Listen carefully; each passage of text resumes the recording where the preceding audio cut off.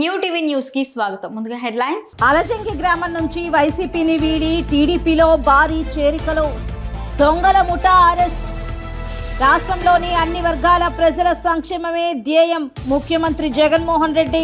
ఇక్కడ ఇతిహాస్ చూస్తే అలజంగి గ్రామం నుంచి వైసీపీ వీడి టీడీపీలో భారీ చేరికలు. బొబ్బిలి దాడితల్లి కోవెల దగ్గర నుంచి భారీ జన సందోహంతో ర్యాలీగా బొబ్బిలి కోటలోకి చేరుకుని టీడీపీ ఇన్ఛార్జ్ బేబీ నాయన ఆధ్వర్యంలో టీడీపీ తీర్థం పుచ్చుకున్నారు. అలజంగి గ్రామ సర్పంచ్ మాట్లాడుతూ, ఈ వైసీపీ ప్రభుత్వంలో సర్పంచ్లకు గాని వార్డు మెంబర్లకు గాని విలువ లేదని, మా గ్రామం ఏ విధంగా అభివృద్ధి కాలేదని, ఏ అభివృద్ధి అయినా చంద్రబాబుతోనే జరుగుతుందని టీడీపీలో చేరామని అన్నారు.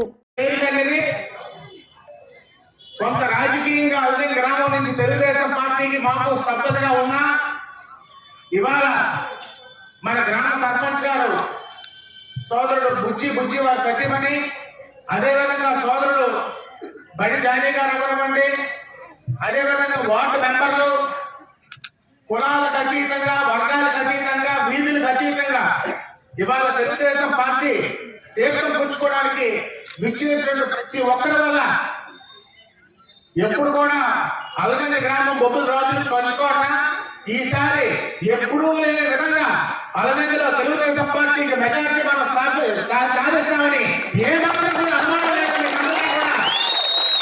ఈ సభందరూ కూడా రాత్రి పగలు కష్టపడి ఆయన మంచి మెజారిటీతో మనం గెలిపించాలని ఈ సభాముఖంగా పెద్దల ద్వారా మేమందరము తెలియపరుస్తున్నాము.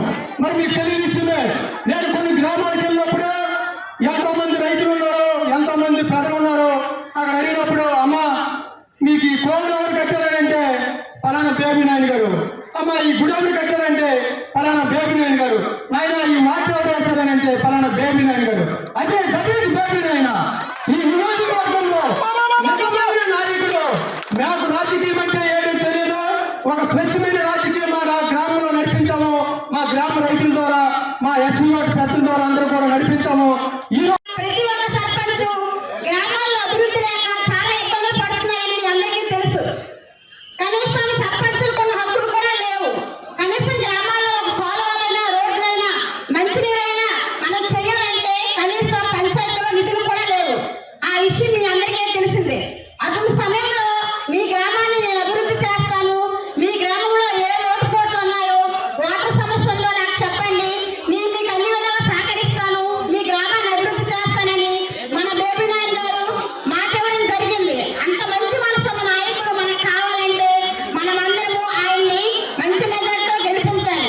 అతను అధికారంలో లేకుండానే చాలా రకాలుగా చాలా గ్రామాల్లో వాటర్ సమస్యని, కాలువలని, రోడ్లని అతను సొంత నిధులు. బాపట్ల వైఎస్ఆర్ కాంగ్రెస్ పార్టీ కార్యాలయం శాసనసభ్యులు కోన రఘుపతి మాట్లాడుతూ, చనిపోయినటువంటి కాంగ్రెస్ పార్టీ భూస్థాపితం అయినటువంటి కాంగ్రెస్ పార్టీ తిరిగి మేమున్నామనుకుంటూ వాళ్ళ ఉనికిని కాపాడడానికి ప్రయత్నం చేస్తూ ఒక జాతీయ పార్టీ, ఒక చిన్న ప్రాంతీయ పార్టీ కనుసన్నల్లో వాళ్ళ చెప్పు చేతల్లో ఈ రోజు ఈ రాష్ట్రంలో జగన్మోహన్ రెడ్డిని, వైఎస్ఆర్ పార్టీని ఇబ్బంది పెట్టడానికి చేసినటువంటి ప్రయత్నంగా మాత్రమే చూడాలి. కాంగ్రెస్ పార్టీ మన రాష్ట్రానికి చేసినటువంటి నష్టాన్ని ఎవరూ కూడా మర్చిపోలేదు, ముందు కూడా మర్చిపోలేరు.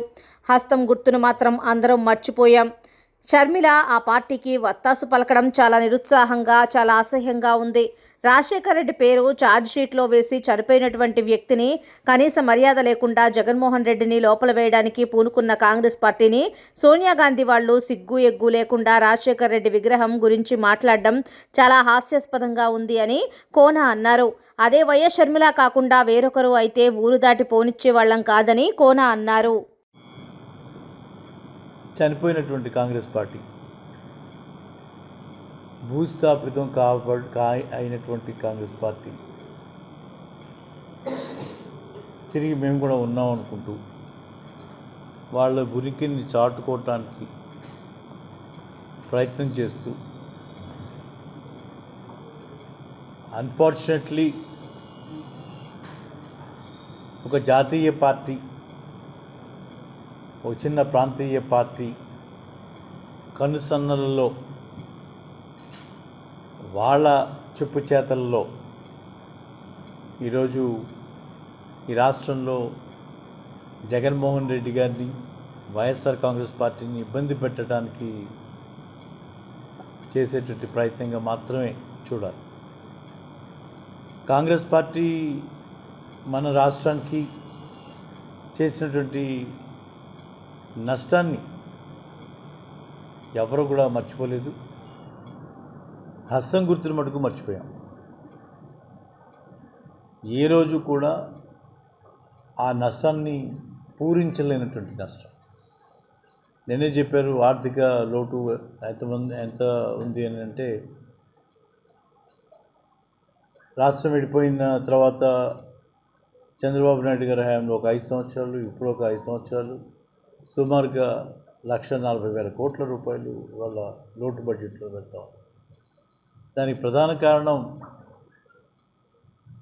కాంగ్రెస్ పార్టీ కాదా అని అడుగుతూ ఉంటారు. ఈరోజు ప్రత్యేకంగా షర్మిల గారు ఆ పార్టీకి వత్తాసు పలకటం చాలా జుగుప్సాకరంగా ఉంది, చాలా అసహ్యంగా ఉంది. ఎందుకంటే రాజశేఖర రెడ్డి గారి పేరుని ఛార్జ్షీట్లో వేసి చనిపోయినటువంటి వ్యక్తి కనీస మర్యాద లేకుండా ఆ రోజు రాజకీయ చదరంగంలో జగన్మోహన్ రెడ్డి గారిని ఒంటరి చేయడానికి కోసం ఆ కుటుంబం మొత్తాన్ని నాశనం చేయడానికి పూనుకున్నటువంటి కాంగ్రెస్ పార్టీ, సోనియా గాంధీ వాళ్ళ 100 మాగితులు సిగ్గు ఎగ్గు లేకుండా రాజశేఖర రెడ్డి గారి విగ్రహం గురించి మాట్లాడుతూ ఉన్నారు. ఖరీదైన ద్విచక్ర వాహనాలు, మొబైల్ ఫోన్లు దొంగతనం చేసే 5 సభ్యుల ముఠాను నల్లపాడు పోలీసులు అరెస్ట్ చేశారు. ఆ ముఠా నుండి 24 లక్షల విలువైన 13 ద్విచక్ర వాహనాలు, అధిక సంఖ్యలో మొబైల్ ఫోన్లు స్వాధీనం చేసుకున్నారు. జిల్లా ఎస్పీ తుషార్ దూడి మాట్లాడారు. ఫిబ్రవరి 3న మాకు నల్లపాడు పోలీస్ స్టేషన్లో ఒక కంప్లైంట్ వచ్చింది. దాని కంటెంట్స్ ప్రకారం అక్కడ ఉన్న ఓల్డ్ గుంటూరు మండల్లో ఎస్ఎస్ మొబైల్ షాప్లో నైట్ లాక్ బ్రేక్ చేసుకొని కొన్ని మొబైల్స్, పవర్ బ్యాంక్స్, అన్ని accessories, around 1 lakh worth material దొంగతనం చేయడం జరిగింది. Based upon that we registered a case crime number 94/24 under section 461, 380 IPC. అది జరిగిన వెంటనే మన అడిషనల్ ఎస్పీ క్రైమ్ శ్రీనివాసరావు ఆధ్వర్యంలో మన డిఎస్పీ గారితో టీం ఫామ్ చేయడం జరిగింది. ఆ టీంలో మన ఏఎస్పీ అండర్ ట్రైనింగ్ మనోజ్ గారు కూడా చాలా యాక్టివ్గా మానిటర్ చేశారు. మాకు అప్పుడు నుండి కొన్ని సీసీటీవీ ఫుటేజ్లు, టెక్నికల్ ఇన్పుట్స్ వచ్చాయి. దాంట్లో 2 ఐడెంటిఫై చేశాము. తర్వాత ఇంకా కొన్ని టవర్ డంప్ తీసుకొని ఇంటెలిజెన్స్ డెవలప్ చేసిన తర్వాత ఏం తెలిసింది అంటే, వాళ్ళు రెగ్యులర్గా ఇలాంటి థెఫ్ట్స్, వెహికల్ థెఫ్ట్స్ చేస్తున్నారు. ఒక చిన్న గ్రూప్ ఉంది. ఈరోజు కూడా నెక్స్ట్ ఆపరేషన్ ప్లాన్ చేయడానికి మన గుంటూరు చిల్లీ సెంటర్ దగ్గర అందరూ మీట్ అవుతారు. సో ఆ ఇంటెలిజెన్స్ బట్టి ఒక మంచి టీం ఫామ్ చేసుకొని పంపించాము. మన అక్కడ వెళ్ళిన తర్వాత ఒక 5 మెంబర్స్ మాకు దొరికారు. వాళ్ళు షేక్ ఆసిఫ్, వెంకట్ సాయి, ఆషిఫ్, రాజకొండ, షేక్ మొహమ్మద్. దాంట్లో 4 మన గుంటూరు డిస్ట్రిక్ట్ వాళ్ళు, 1 ప్రకాశం డిస్ట్రిక్ట్లో ఉన్నాడు. A1 అండ్ A5 వాళ్ళు 2 పెట్రోల్ బంక్లో దీని ముందే పెట్రోల్ బంక్లో పని చేశారు. రిమైనింగ్ 3 కూడా A1 ఈ మన షేక్ ఆషిఫ్ ఫ్రెండ్స్ వాళ్ళు ఒక కేటరింగ్ కంపెనీ దగ్గర కలిసి పని చేశారు. తర్వాత ఇది కొంచెం హైఫై లైఫ్ స్టైల్కి ఎక్కువ అది అలవాటు పడి ఇలాంటి స్టార్ట్ చేశారు. ఇప్పుడు వరకు వాళ్ళు మాకు ఉన్న ఇప్పుడు వరకు ఇన్వెస్టిగేషన్లో ఏం బయట వచ్చింది అంటే, more than 14 cases they are involved. వాళ్ళు ఇది రాడ్ మీకు ఇప్పుడే చూపించాము, లాక్ బ్రేక్ చేసుకొని హెవీ అండ్ బైక్స్, ఒక BMW బైక్ కూడా ఉంది. రిమైనింగ్ అది 200cc, 220cc ఇలాంటి bike, Pulsar, Royal Enfield target చేసుకొని ముఖ్యమంత్రి జగన్ మెగా డిఎస్సి ఇస్తామని చెప్పి 4.5 ఏళ్లుగా ముఖం చాటేసి ఎన్నికలు వస్తున్నాయని మినీ దగా డిఎస్సి విడుదల చేసి 6,100 పోస్టులంటూ ఏపీ నిరుద్యోగ యువతను మోసం చేయడాన్ని నిరసిస్తూ 56 నెలలుగా వైకాపా ప్రభుత్వం చేసిన నోటిఫికేషన్ల జాప్యం వల్ల వయోపరిమితి కోల్పోయిన అభ్యర్థులకు న్యాయం చేసేలా వయోపరిమితి పెంచాలని డిమాండ్ చేస్తున్నారు. తెలుగు యువత టీఎన్ఎస్ఎఫ్ నిరుద్యోగ జేఏసీలతో కలిసి మంగళగిరిలో గల గాంధీ చౌక్ వద్దకు బైక్ ర్యాలీగా చేరుకొని గాంధీజీ విగ్రహం వద్ద పూలమాలలతో నివాళులర్పించి నిరసన ర్యాలీగా గాలిగోపురం మీదుగా ప్రధాన కూడలిలో గల డాక్టర్ బాబాసాహెబ్ అంబేద్కర్ గారికి నివాళులర్పించి డిఎస్సి అభ్యర్థులతో కలిసి భారీ మానవహారంగా ఏర్పడి సీఎం డౌన్ డౌన్ నినాదాలు చేశారు. ఈ క్రమంలో అటుగా వెళ్తున్న మాజీ హోంమంత్రి మేకతోటి సుచరితకు మెగా డిఎస్సి విడుదల చేయాలే గాని మినీ దగా డిఎస్సి వద్దని ప్లకార్డులు చూపుతూ నిరసన తెలిపారు. గుంటూరు జిల్లా తెలుగు యువత అధ్యక్షులు రావిపాటి సాయికృష్ణ, ఏపీ నిరుద్యోగ జేఏసీ కన్వీనర్ షేక్ సిద్దిక్లు డిఎస్సి అభ్యర్థులు, నిరుద్యోగులు, యువజన విద్యార్థి నాయకులతో కలిసి నిరుద్యోగ ప్రతిజ్ఞ చేపట్టారు.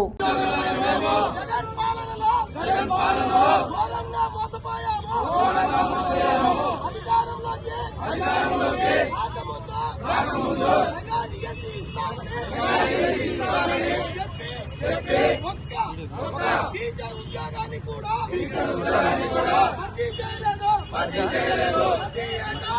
ఏటా జాబ్ క్యాలెండర్ పోలీసు ఉద్యోగాలు ఇస్తామని మాట తప్పావా?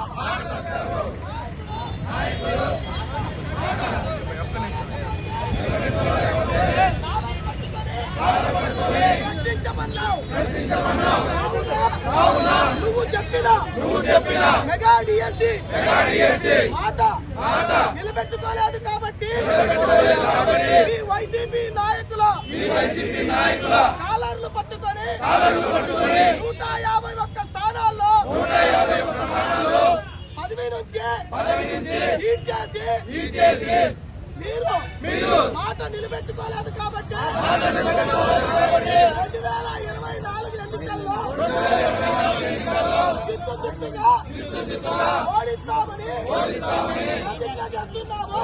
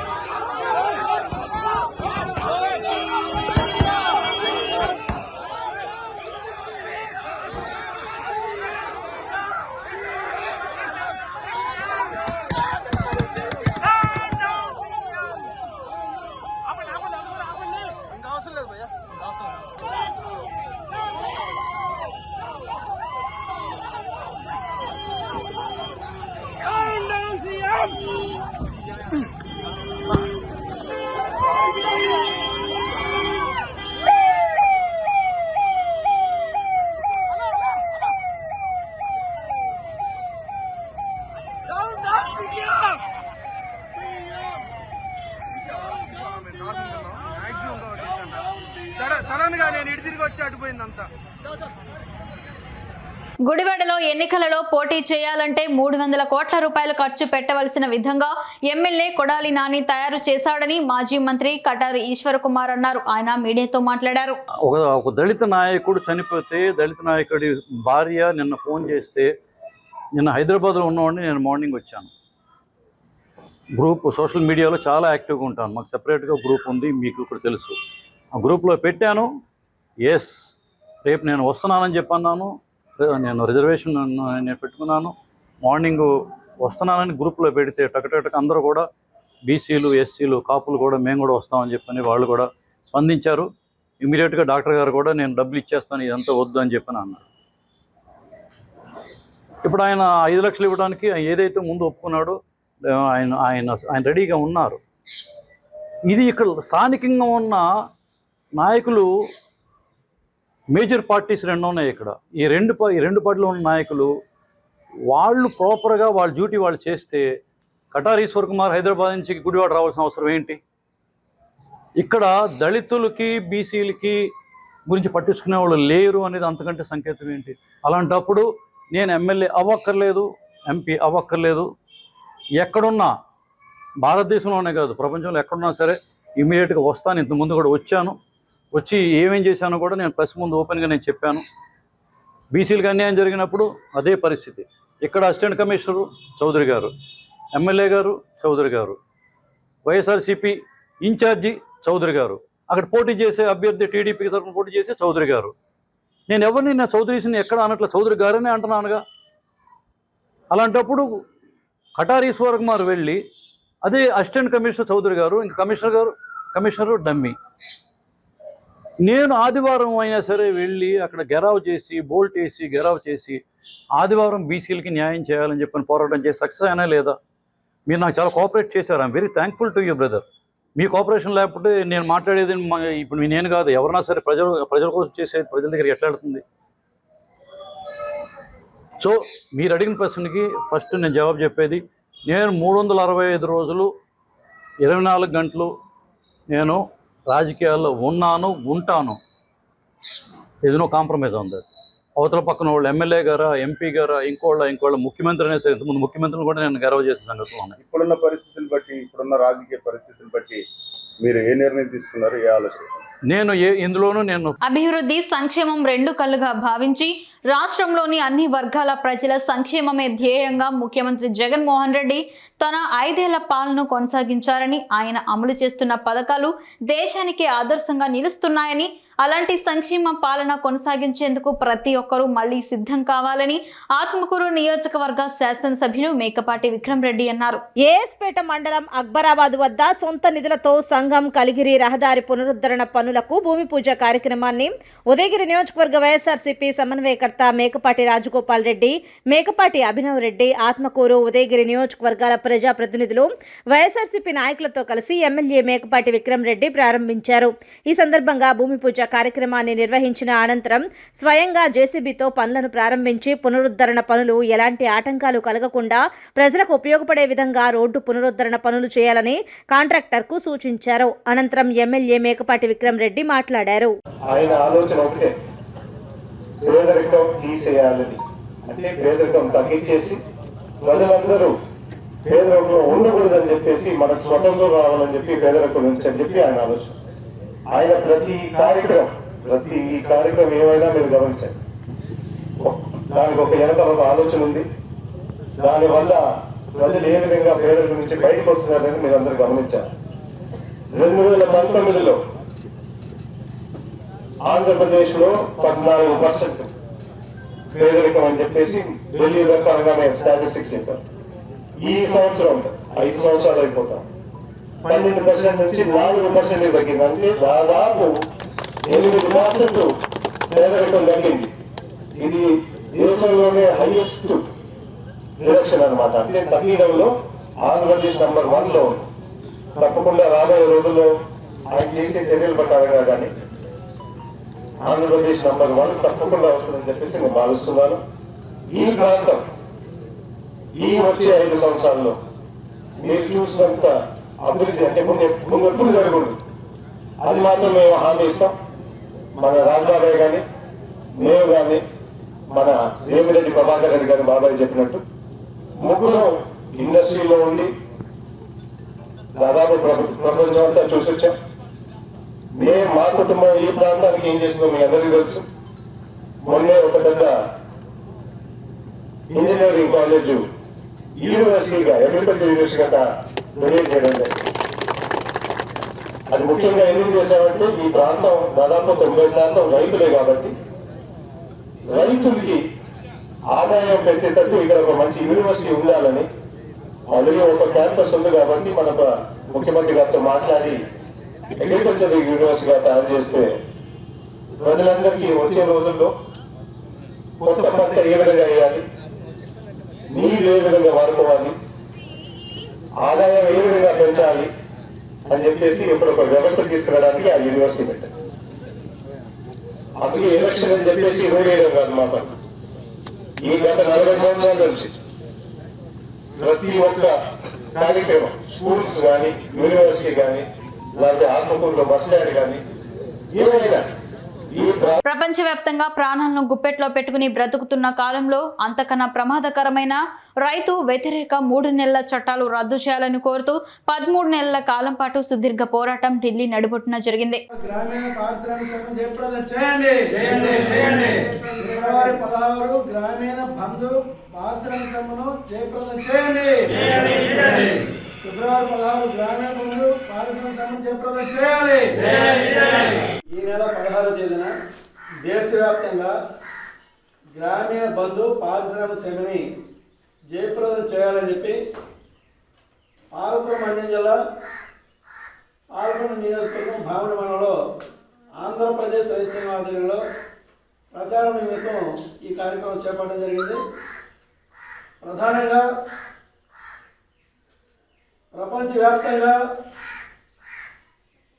ప్రాణాలను అరిచేతిలో పెట్టుకొని ఇల్లు కాదనని దశలో ఏదైతే కరోనా మహమ్మారి బారి నుంచి రక్షించుకోవడం చేస్తున్న చాలా తీవ్రమైన భయానకమైన వాతావరణంలో దాన్ని కూడా లెక్క చేయకుండా అంతకన్నా భయంకరమైన చట్టాలు తీసుకొచ్చిన నరేంద్ర మోడీ గారు ఈ రైతు వ్యతిరేక 3 నెలల చట్టాలు రద్దు చేయాలని సుమారు 13 నెలల కాలం పాటు ఆందోళన పోరాటాలు జరిగాయి. వివిధ పద్ధతుల్లో వివిధ ప్రాంతాల్లో జరిగిన పోరాటాల్లో మరి ఆనాటి మంత్రిగా అజయ్ ఘోష్ కుమారుడు ట్రాక్టర్ రైతులని తొక్కి చంపేశాడు. ఆ రోజు చంపిన నేపథ్యంలో ఆయన్ని బర్తరఫ్ చేయాలని చెప్పడం జరిగింది.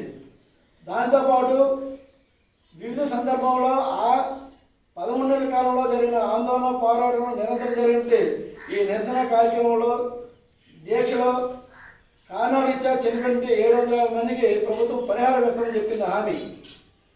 అదే సందర్భంలో ఏదైతే ప్రధానంగా రైతు వ్యతిరేకిస్తున్న ఈ 3 నెలల చట్టాలు అనేది దాన్ని రద్దు చేస్తామో వాటి స్థానంలో రైతు సౌలభ్యాన్ని వాళ్ళ శక్తిని మరి గ్రామీణ ప్రాంత ఆర్థిక పరిపుష్టత తీసుకురావడానికి సానుకూలమైన చట్టాలు తీసుకొస్తామని చెప్పి కమిటీ చేశారు. అలాగనే ఆనాడు చేస్తున్న ఉద్యమంలో కేసులు నమోదైన వాళ్ళ మీద ఉన్న కేసులన్నింటినీ కూడా రద్దు చేస్తామని చెప్పారు. ఈ చెప్పిన హామీలు కానీ ఎక్కడ అమలు చేయలేదు ఈ మధ్యకాలంలో. అందుకని చెప్పి వివిధ రూపాల్లో ప్రతి సందర్భంలో కూడా మనం నిరసన తెలియజేస్తూ వచ్చే దేశవ్యాప్తంగా మరి ప్రభుత్వం కేంద్ర ప్రభుత్వానికి అసలు పట్టడం లేదు. ఏదైతే ఎన్నికల ముందు డాక్టర్ స్వామినాథన్ కమిటీ సిఫార్సును అమలు చేస్తానని చెప్పి ఈరోజు మనం దేశవ్యాప్తంగా చర్చించుకుంటున్నాం. భారతరత్న అవార్డు ఇచ్చారు డాక్టర్ స్వామినాథన్ గారికి. వారు చేసిన అశేష కృషికి గుర్తించి మరి వారు చేసిన సిఫార్సును అమలు చేస్తామని గత ఎన్నికల ముందు వారు హామీ ఇచ్చారు. కానీ చీపురుపల్లి పంచాయతీ పరిధిలో జరుగుతున్న అభివృద్ధి పనులపై రాష్ట్ర విద్యాశాఖ మంత్రి స్థానిక శాసనసభ్యులు బొత్స సత్యనారాయణ సమీక్షించారు. వివిధ శాఖల అధికారులు, మండల అధికారులు, పంచాయతీ సిబ్బందితో స్థానికంగా ఒక ప్రైవేట్ ఫంక్షన్ హాల్లో శనివారం ఈ సమీక్ష సమావేశాన్ని నిర్వహించారు. అభివృద్ధి పనులు, పంచాయతీ అభివృద్ధికి చేపట్టాల్సిన చర్యలపై చర్చించారు. గ్రామంలో 10 రోజుల పాటు ప్రత్యేక పారిశుద్ధ్య పనులను నిర్వహించాలని, కాలువల్లో పూడికను పూర్తిగా తొలగించాలని ఆదేశించారు.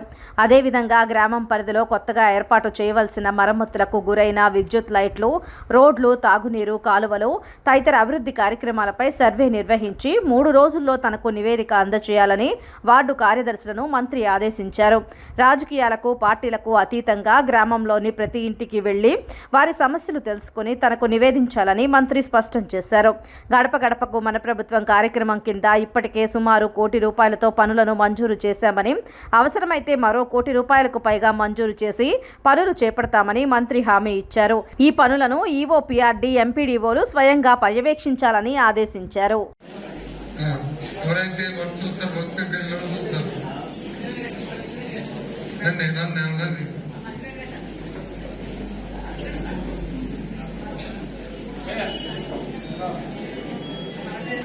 వస్తుంది?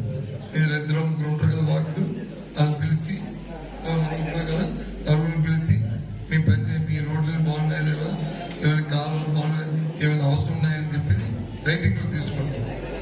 అందుకే కాగితం మీద తీసుకొని ఎయిమ్ మీద వెరిఫై చేయండి.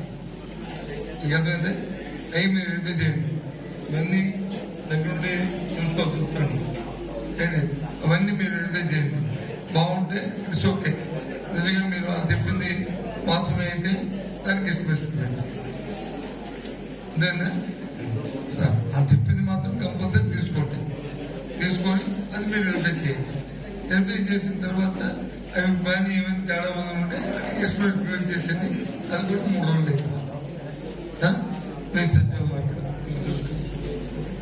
మొబైలైజ్ చేయడానికి దాన్ని అవుతుందో ఆ 4 రోజులు మనం అధిక తెచ్చుకొని ఆ కార్యక్రమం చేయడానికి